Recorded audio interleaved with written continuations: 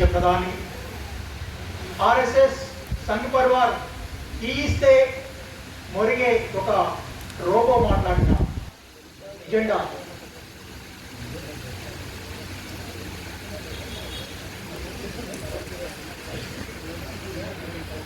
ఈ వికసిత భారత్ వెనుక ఈ దేశాన్ని న్యూ ఇండియా నమూనాగా నిర్వచిస్తున్నారు. ఈ వాళ్ళు చెప్తున్న నమూనాలో కులం ఉన్నది, పితృస్వామ్యం ఉన్నది, బ్రాహ్మణీయం ఉన్నది.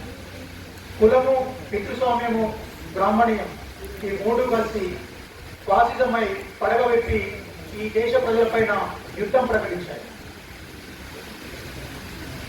ఆపరేషన్ కగా ఇదొక విధ్వంసకర సైనిక చర్య.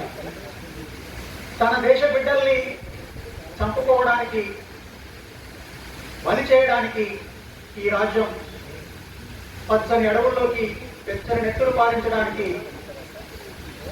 పంపిన సైనిక బలగాల దుర్మార్గ యుద్ధ వ్యూహం. ఈ దేశాన్ని కార్పొరేట్లకు తాకట్టు పెట్టి ఆదివాసీల కాళ్ళ కిందున్న సంపదను కార్పొరేట్లకు దారాదత్తం చేయడానికి వాళ్ళపైన యుద్ధం ప్రకటించిన దుర్మార్గం. ఈ దుర్మార్గం గురించి సమాజం అంతా గొంతు విప్పి నినదించకపోతే వాళ్ళ ఆటలు 2047 దాకా కొనసాగుతాయి. ఇప్పటికైనా అందరూ చైతన్యమై దండకారణ్యంలోని మాటలో ఏం జరుగుతున్నది. ఇంతకుముందు మనం నాటకంలో చూసినాం. 6 నెలల పసిపాప, తల్లి చనుబాలు తాగే పసిపాప తన లేలేత పాదముద్రలు ఇంకా భూమిపైన పడనేలేదు.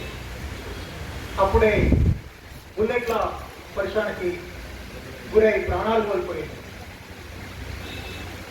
పురుషులు, మహిళలు, వృద్ధులు వయసుతో సంబంధం లేకుండా అర్ధరాత్రి, అపరాత్రి ఎప్పుడు పడితే అప్పుడు డ్రోన్ల ద్వారా బాంబింగ్ చేస్తూ మనుషుల్ని పట్టుబెడుతున్న దుర్మార్గాల సైనిక చర్య వ్యూహం.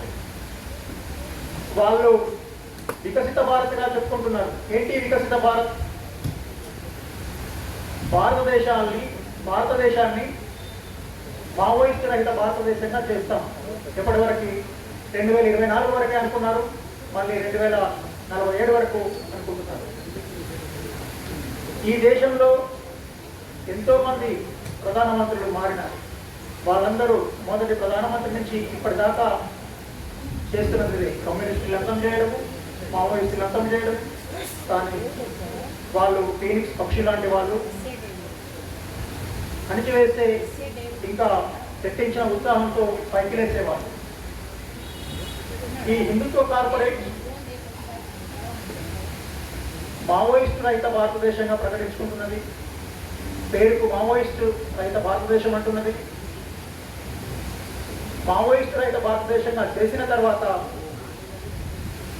ఆదివాసీ రహిత భారత్ అంటది, తర్వాత ముస్లిం రహిత భారత్ అంటది, తర్వాత కమ్యూనిస్ట్ రహిత భారత్ అంటది, దళిత రహిత భారత్ అంటది. మొత్తంగా ఈ దేశాన్ని హైతవీకరిస్తుంది. ఈ దేశాన్ని హిందూ రాష్ట్రంగా ప్రకటించుకుంటుంది. ఆ ప్రమాదం వచ్చి ఉన్నది.